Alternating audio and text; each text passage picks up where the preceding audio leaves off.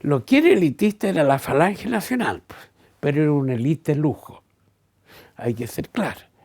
Yo hallo que son censurables las élites, pocas cosas, pero las élites de lujo yo creo que hay que respetarlas.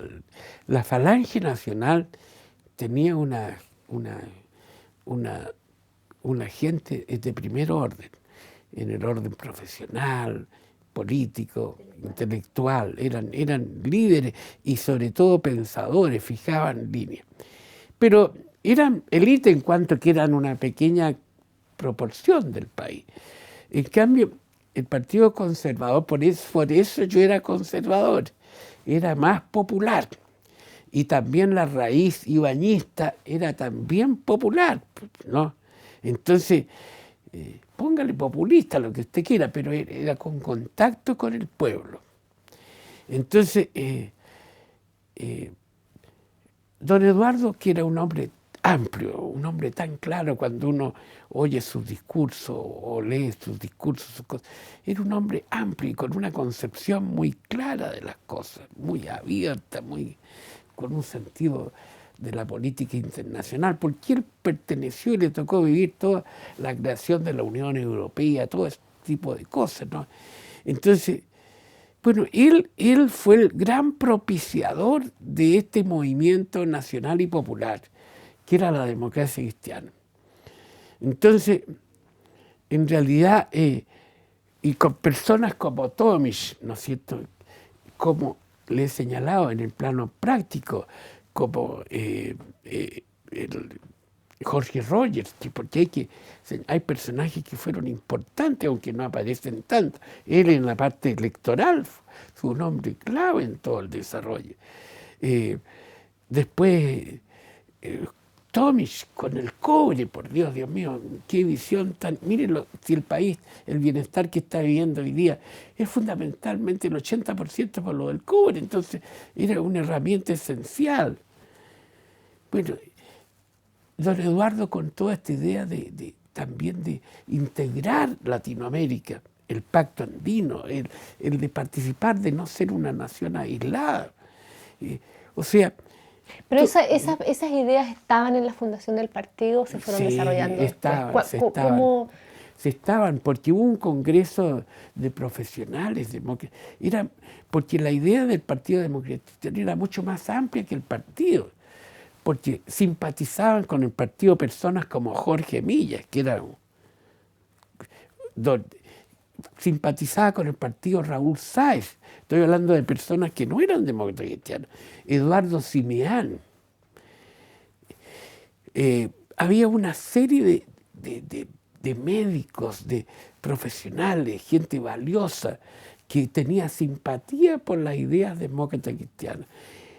No por ser partidistas, sino que por lo que significaba mundialmente. Porque toda la comunidad europea, el nacimiento de la comunidad europea era una idea demócrata cristiana, de Schuman y de pensadores como Adenauer o como de Gasperi. Eran figuras señeras dentro de la política mundial. Entonces, había gente que miraba así estas cosas. Entonces, gente que tenía gran importancia en lo científico, en lo filosófico, en lo poblacional. O sea, el Partido Demócrata Cristiano tenía una cantidad de independientes que circulaban en torno a él y que simpatizaban, que eran muy grandes. ¿Y usted estuvo en el acto fundacional? Yo estuve, sí. ¿Cómo fue esa reunión? Muy bonito, bueno, para mí fue importante también porque fue vicepresidente, ese tío que te he contado, él fue vicepresidente y mi madre fue la primera consejera del partido, de femenina del partido. O sea, estaban ellos. ¿Estaban sus hermanos también? Javier también, porque él era falangista, sí. Los otros no, Andrés también, ya. Andrés fue, pero no sé si en esa época ya estaba. Él tuvo más en la campaña de don Eduardo Frei, en el año 64. Bueno, estábamos todos, pero fundamentalmente yo era el que estaba entonces. Y Javier, porque Javier era el que me seguía. Felipe era más independiente, después fue demócrata cristiano, pero era más... Él trabajaba en el brazo derecho de Anacleto Angelini, Felipe, mi hermano, el tercero. ¿Y qué ocurre en ese acto? ¿Hay discurso? ¿Se firma un libro? ¿Cuáles son los rituales? ¿Hubo algún ritual especial? Hubo una acta que está firmada por todos y también hubo discursos. Se celebró ese acto en el Congreso Nacional, en el Salón de Honor del Congreso, y nació, eso fue en el año 57. Pero yo diría que fue importante, pero lo más importante fue el previo acuerdo. La elaboración fue lo importante. ¿Quiénes trabajaron ahí, se acuerda usted? Pero don Eduardo, que era el hombre clave, que era falangista y todo, por parte de los conservadores, Andrés, mi hermano, yo, Héctor Valenzuela Valderrama, Carlos Figueroa, estoy pensando en la gente que trabajó más en todo eso. ¿Y en los agrarios laboristas, Luis Pareto? Luis Pareto, Alejandro Jales, que no entró, pero estaba muy cerca.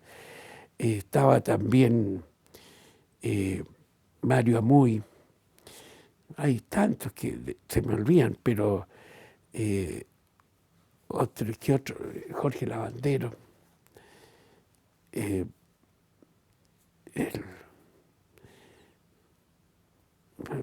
Bueno, muchos eran. Había uno que fue embajador en Colombia que se llama Lira, era apellido Lira.